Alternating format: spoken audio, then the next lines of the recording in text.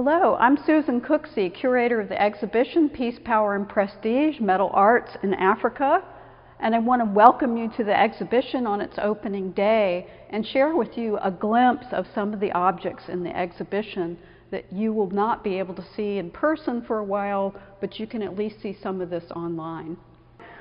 If you would look over here, you can see that this object, this beautiful shining brass, copper, and wood object, and this iron, copper, and brass wrapped knife with a brass sheath came from the Koda people of Gabon. And if you'll notice, this gleaming copper, very abstracted form representing a reliquary guardian figure who stood over a huge basket of relics that were also wrapped in copper, was linked to the ancestral world.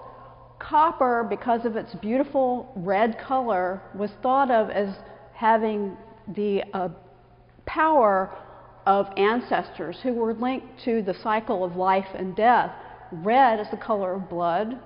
It is associated with giving us life, but also blood is shed. When we are wounded and when we are dying, we will see blood. So the color blood somehow linked this object to the ancestral world. It gave it power. It was also prestigious because the copper was very precious. It was not found like it is today through the copper belt of Africa. It was only found in small amounts, and people thought of it as more important than gold. It was often called the red gold of Africa.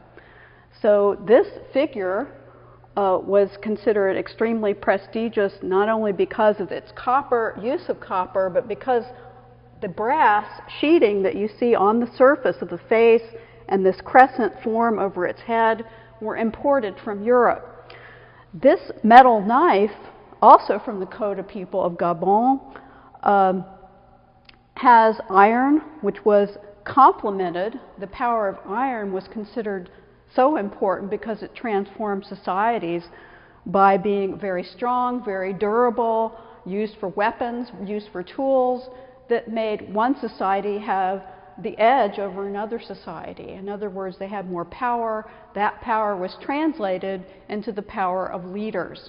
So here you see a weapon-like object that has been turned into a ceremonial object, and there are many examples of those in the exhibition.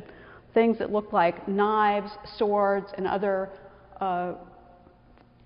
threatening implements that have actually been converted into things that were used for ceremonial display only, but they hark to the power and aggression and military might of leaders. So this knife, resembling a bird's head, has a sheath, as I said, in brass, is wrapped in copper, but it was only used in initiation, and it was never used to harm anyone.